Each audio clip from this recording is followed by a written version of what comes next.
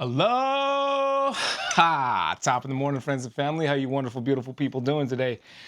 If this is your first time to the channel, on this channel, we upload one beautifully edited cinematic masterpiece per week. However, this video is uncut.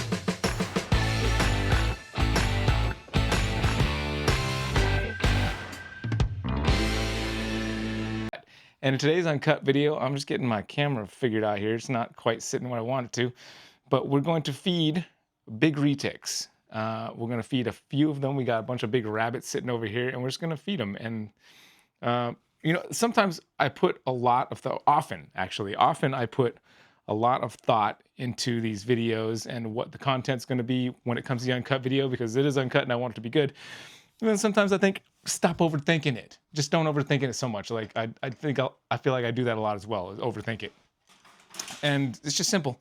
The other thing that I think about too much sometimes is like what the content's going to be, and that I need to maybe make it more interesting than just reptiles and life with reptiles.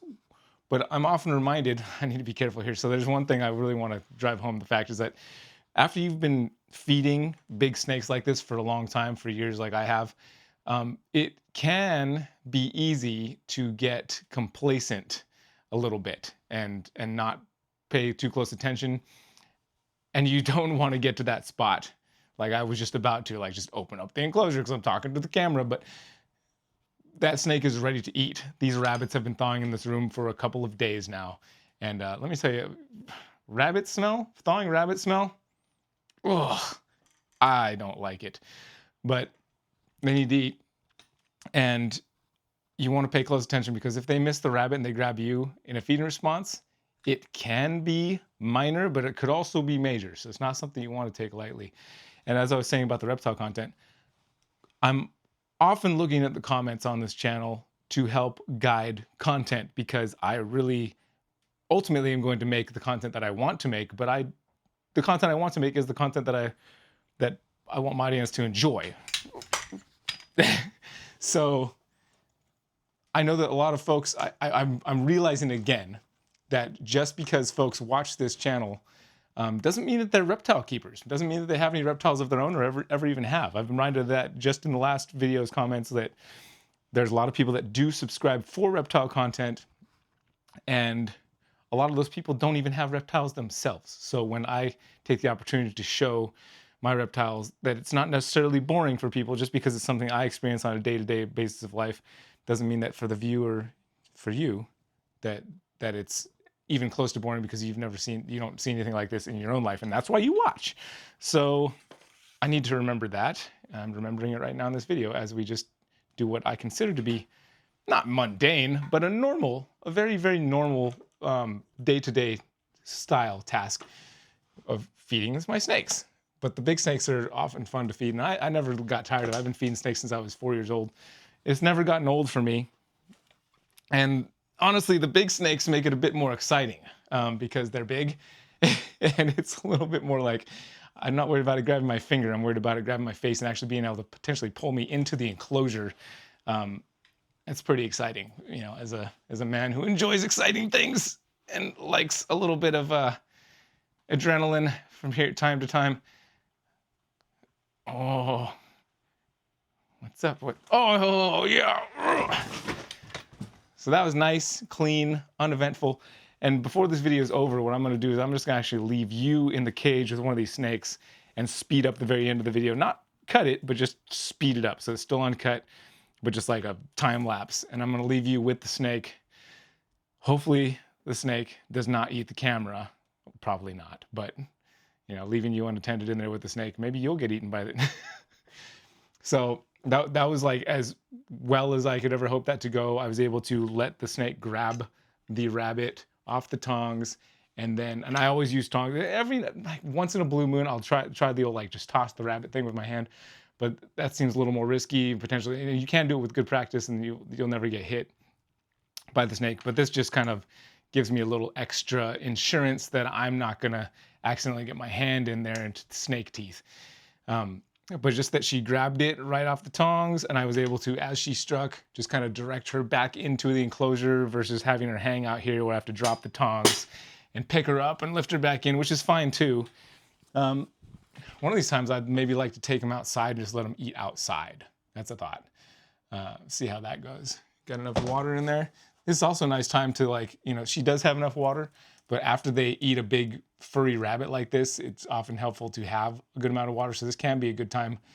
She's distracted with the food and is probably a little bit annoyed with my talking and the vibrations of my voice being next to her while it's happening. But it's a good opportunity to pour some water in there with her so that she has plenty of hydration and she don't have to worry about her coming out of the enclosure or anything like that. I can just focus on pouring that water, but she already has water, so I'm not gonna do that. Yeah. Bummer about these enclosures. It's not the enclosure's fault, but like this stuff down here just bothers me. I scrape it up every now and then. I need to reseal these is what that is.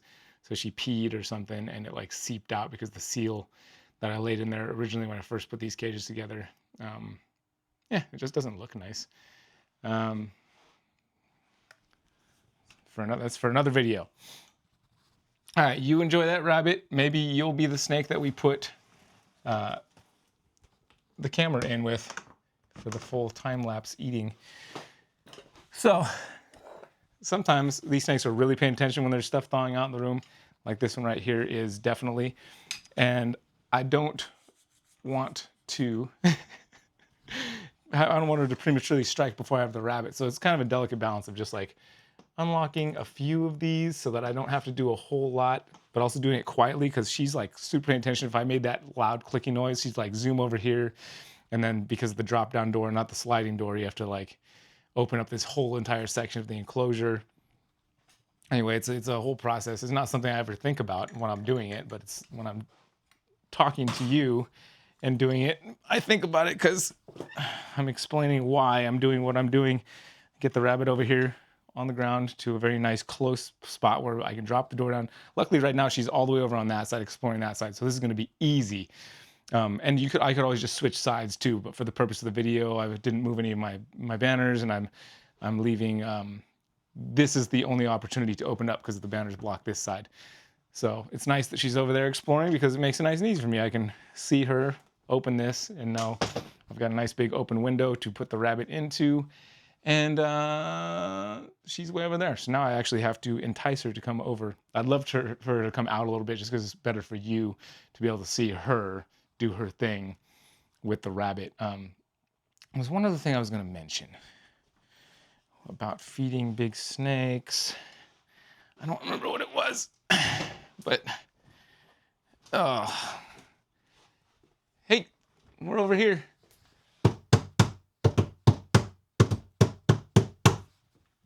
Here she comes. Hi, it's over here. Oh yeah, sorry. I know I waved at you at that window. We're over here today. We're over here. There you go. Come on over. I know you're hungry. Oh, I remember what it was. So how often I feed these. That's also why I don't make videos about this all the time, because I'm not always feeding retics. In fact, I don't feed very often. Oh, she's got a little bit of stuck shed on her lip. Just a little bit, not stuck shed, but like it's like she bit it and it's still there hanging on her tooth. I actually feed my retics like a 12-pound rabbit or so about 5 or 6 times a year, which may be a lot less than a lot of people. But the thing about big pythons and lots of snakes in general, especially non-colubrid like pythons and boas, they have pretty slow metabolisms, and their body goes through a pretty stressful process just in digestion, with all of their organs becoming twice their size. You know, that's, we're talking about the liver, the heart, the stomach, of course, but just most of their organs like double in size, their blood getting extra thick. It's a very metabolically stressful process for the snake. And if you don't give them a chance to rest, I'm gonna clean up some blood down here. If you don't give them a chance to rest from that metabolic stress, it can actually significantly shorten their lifespan. And I don't have a necessary goal over here of trying to have the biggest retics on the planet. I just want them to be healthy. And so That's how often I feed them. I feel that's enough time. It's a nice big fat meal, leaves a nice big giant lump in their belly. I could probably bump it up even a little bit. This is the biggest size rabbit that Lane had at this moment, but which is the double XL. I would have gone for the triple XL, but double XL is pretty close to big enough. And it'll, like I said, it'll leave a nice big lump. They'll have time to digest and then replenish their metabolic strength. And then I'll have, Lord willing, a snake that will live for a much longer time versus if I just kept slamming them with food constantly and not giving them a chance to have that metabolic rest. That actually will shorten their lifespan. The same thing happens for humans too, actually. And most things, if you eat too much, your body actually can't handle it. And it's not healthy. And it shortens your lifespan. That happens for humans as well. Telomere ends of the DNA strands. I don't know if you've ever looked into any of that, but it's pretty interesting stuff. So what I'm going to do is feed another snake. And we're feeding Halo. So now what we've got is this situation here where she is over on the side that I don't want her to be. So I'm just gonna pretend like I'm doing something else, and actually do something else, which is shorten this tripod a little bit so that you guys can come down here on her level with me. And there she goes. She's checking out that side now. Perfect. That worked out amazingly. But she's gonna be quick. She's gonna recognize it. She'll feel a little burst of air, be slow about it. Still over there, good. And now, yeah, like I said, I want these snakes to live a long, long time and not just get big and die a premature life, which is something that happens a lot in captivity. I think it's a common thing that happens is that people overfeed their snakes because it's hard for somebody to understand that a snake can easily, and that it would be healthy for a snake to not eat for a month or even 2, especially after having a big giant meal like, oh my gosh, I'm dropping the rabbit.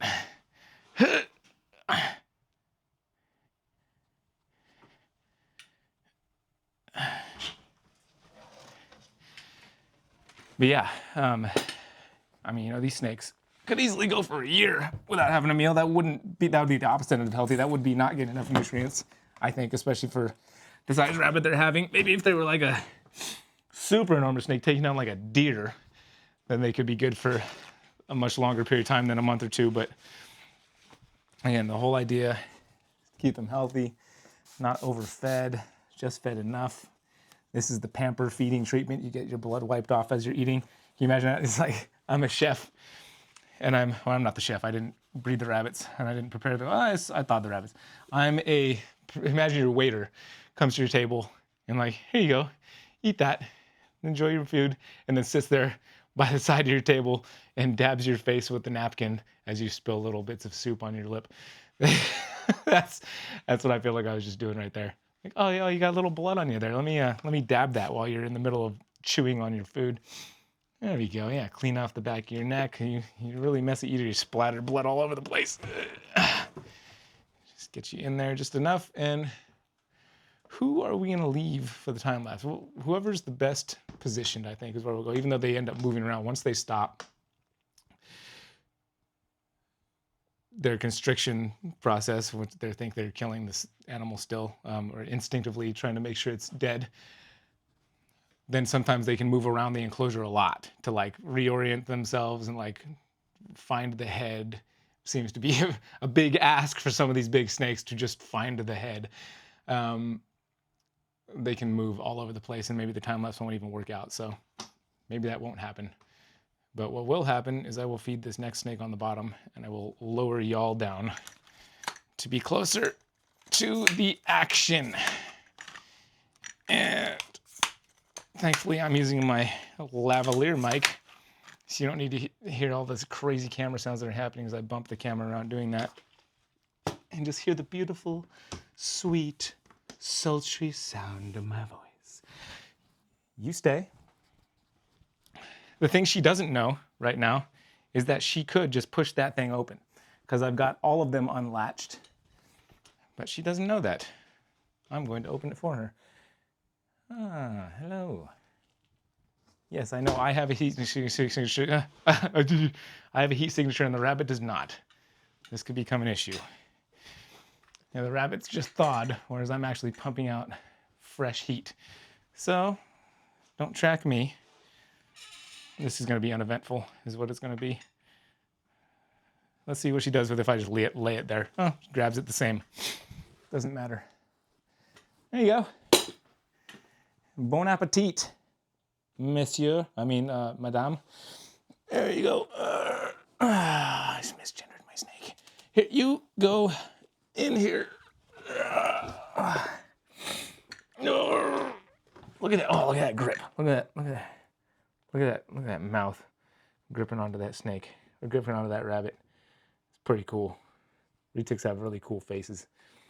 Yeah, get it. Get it. Get it, you. All